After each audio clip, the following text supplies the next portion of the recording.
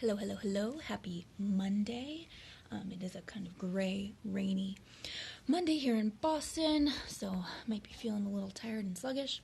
And so let's move. So welcome to your midday movement break.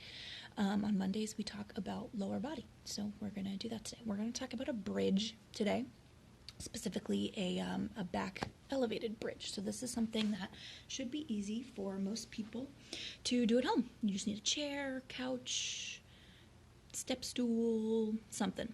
I like to use the chair because it's squishy and doesn't hurt your back. But if you're using something like a table, just take like a nice towel and you can put it on top so that your back's more comfortable. So when it comes to our bridge, okay, when we're setting up, we're going to set up with our back against the surface that we're using, right? And our feet just in front of us, hips width distance. We want our shins, when we lift up, to be vertical with the floor. So straight up and down, perpendicular to the floor. Okay, so I want to make sure you can see that. But the main thing I want to talk about is kind of the movement of the hips. So I'm going to set my back up on my surface, feet about hips width distance, toes are pointing straight forward, and then I'm going to push into them and lean back. So my upper back, head, neck, shoulders should all be supported by the surface that I am using.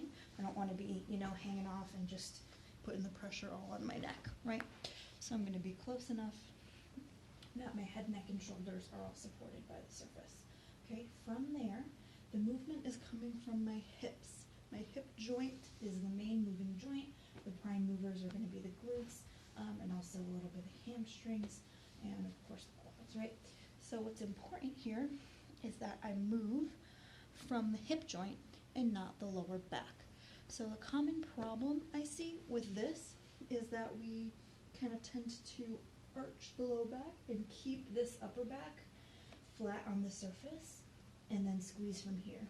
And in this instance, my lower back is doing a lot of moving. Okay, I want to protect my lower back a little bit more.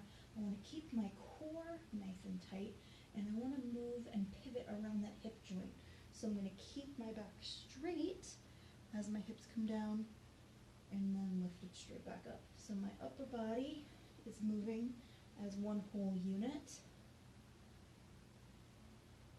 around that hip joint.